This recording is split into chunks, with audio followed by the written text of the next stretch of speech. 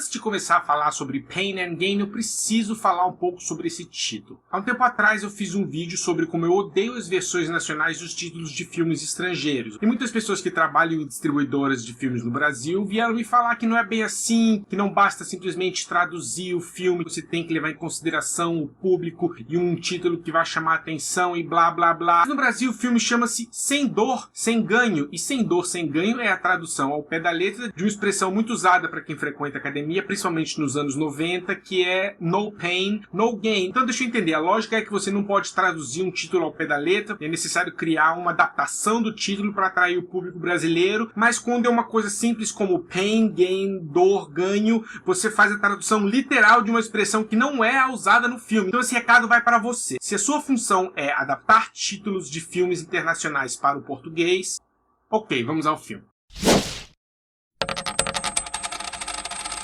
Pain and Gain começa pelo finalzinho e logo de cara você vê que é um filme do Michael Bay, aquela câmera tremida, você fala, ah não, 2 horas disso, câmera tremida, aquela dor de cabeça, mas calma, não é Transformers, não é tão ruim. Logo o Michael Bay relaxa um pouco e a história é contada de maneira normal. São 3 protagonistas, Daniel Lugo, que é interpretado pelo Mark Wahlberg, Paul Doyle, que é interpretado pelo The Rock, ou Dwayne Johnson. É o único que você tem alguma empatia no começo do filme, ele parece ser um cara querendo se redimir. E o Adrian Dorbal, que é interpretado pelo Anthony Mackie. O Adrian é o perdedorzão da turma, ele não é tão forte quanto os outros, ele toma bomba, ele é broxa, ele é um fracassado completo. Tem esse trio principal, mas o Mark Wahlberg, que é o Daniel Lugo, é o principalzão. Ele é um halterofilista e personal trainer que odeia a vida dele, ele odeia ser pobre, ele tem um aluno chamado Victor Kershaw, que é um babaca. Ele é um milionário, é um babaca, só fala merda, fica se gabando do dinheiro que tem, é um cara muito chato. Nisso, entre os outros 2 halterofilistas, os 3 se juntam e resolvem sequestrar o Victor, torturá-lo e fazer com que ele assine os documentos passando todos os seus bens para eles. O mais estranho aqui é que isso é uma história real. Isso aconteceu entre 1994 e 1995, o que gera uma sensação muito inquieta ao assistir esse filme, porque o filme é apresentado como uma comédia. Aliás, uma comédia ruim. Você sabe que é uma comédia por causa das aparições de atores cômicos que fazem personagens secundários. A Rebel Wilson aparece, ela tá engraçada. O Rob Corddry também. Ken Jeong ficou famoso pelo Hangover, mas aparece muito pouco no filme. Então alguns personagens secundários são bons, geram um certo alívio, mas o tema não é engraçado. O tema envolve assassinato e tortura. A veia cômica do filme é que os 3 são burros, bobões, atrapalhados e tudo que eles tentam fazer dá errado. Mesmo assim não é engraçado. Uma sátira que o filme faz e eu gostei, que é esse mundo do halterofilismo. Esses caras se valorizam demais o corpo e só pensam em malhar, em energético, em bomba, em proteína, em shake. O filme tira um sarro com isso, é engraçado de ver, mas isso também vai além. Por exemplo, tem uma cena onde tá dando tudo errado, tá dando a maior merda que você pode imaginar e o cara chega e fala,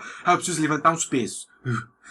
Não é spoiler, isso tá no trailer, isso é exagero. Tudo bem que você quer ridicularizar o fato desses caras serem cabeça de vento, só pensarem em levantar peso, mas até aí o filme vai além do que precisava. A narrativa do filme é feita através de todos os personagens, cada um narra um pedaço, isso é legal, eu gostei. Muda as perspectivas, você vê o que o Mark Wahlberg acha do The Rock, e aí vai pra uma narração do The Rock, você vê o que ele acha do Mark Wahlberg, aí vai pra outro cara e você vê que o que ele acha sobre esse cara não é a mesma coisa que esse cara acha sobre ele, cada um tem um ponto de vista diferente. Então nesse sentido a narrativa funcionou. O Tony Shalhoub, que faz o Victor, que é a vítima, é bom ator, é um dos melhores do filme. O filme tem um problema muito sério, que é o fato de você não gostar de ninguém. O Victor é a vítima, mas ele é muito chato, então mesmo acontecendo muita sacanagem com ele, você não sente pena dele. É muito difícil de entender qual é a vibe do filme, porque nenhum dos 3 é agradável, e os fatos deles serem atrapalhados, meio que 3 patetas fortões, não alivia, e eles gritam com o outro o tempo inteiro, e os diálogos são forçados, é muito bagunçado, é muito inconsistente. A palavra certa para definir esse filme é inconsistente. O filme não sabe o que ele quer ser. Horas ele quer ser uma comédia pastelão total. Horas ele quer ser uma comédia negra. Horas ele quer ser um filme de ação. Horas ele tenta brincar com a questão do politicamente incorreto. O politicamente incorreto às vezes é engraçado, mas nesse caso não funciona. Horas você vê que o filme tenta brincar com aquele conceito de que a verdade é mais estranha que a ficção. E há uma desconexão muito forte entre o tanto que esses personagens são detestáveis e a maneira como o filme os trata. Eu cheguei à conclusão que The Rock foi a exceção. The Rock foi um acidente. O Michael Bay é um mau diretor. ator e pronto. Ele não sabe se ele quer celebrar ou se ele quer ridicularizar esses personagens. E o filme ainda faz questão de te lembrar que isso é uma história real. Quando você tá entrando na onda do escapismo, quando o filme tá ficando absurdo, ele dá uma pausa e fala, não se esqueça, isso é uma história real. Parece que é de propósito pra te jogar pra baixo, porque o filme não quer que você se divirta. E o elenco não é ruim. E o Mark Wahlberg é tranquilo, é um ator competente. O The Rock, principalmente levando isso em consideração que ele começou no pro wrestling americano, também faz o papel dele direitinho. Nunca vai ganhar o Oscar, mas também ele não atrapalha o filme. Inclusive, as melhores cenas são dele. O filme só tem um personagem realmente legal, que é o Ed Harris. Faz um detetive aposentado que também se chama Ed. E é o único cara que resolve investigar por que esses três naturfilistas estão milionários da noite pro dia. E você torce pelo Ed Harris. Você quer que os três sejam pegos, você quer vê-los na cadeia, você não quer que eles se deem bem. Tá aí outra definição boa pro filme. É um filme de mau gosto. Eu chamaria o filme de imoral, mas eu não tenho moral pra chamar nada de imoral. Vou apenas dizer que é um filme inconsistente e mal intencionado. O filme é longo demais. Ele tem pelo menos 30 minutos além do necessário, como todo filme do Michael Bay tem. E ele tinha potencial pra ser muito bom, porque é uma história interessante. O fato disso ter acontecido é impressionante. Então, se fosse um drama, o filme poderia ser muito bom. Pontos positivos do filme. A cinematografia é ok, a reconstrução de época é muito boa. Quer dizer, época. O filme se passa nos anos 90, não faz tanto tempo assim, mas é um trabalho muito competente. A trilha sonora também é muito apropriada, músicas que marcaram a década de 90. Eu cresci nos anos 90 e esse filme é bem anos 90. Nos aspectos técnicos da direção, o filme tá ok, sem maiores problemas. Ele não é totalmente descartável, tem momentos legais, algumas críticas boas, e os 25 minutos finais são realmente bons, mas não é suficiente para carregar um filme de mais de 2 horas. Dá para resumir da seguinte maneira: se você gasta 1/3 do seu salário em proteína whey todo mês, e você não tem problema com tortura e com homicídio, vá ao cinema e assista Pain and Gain, que você provavelmente vai gostar. Se você já acha tortura uma coisa que não é motivo de tanto deboche, e você não acha que academia 6 vezes por semana é a coisa mais importante do mundo, a filme nota 5 no máximo, não perca seu tempo, não vale uma ida ao cinema. É isso, pessoal.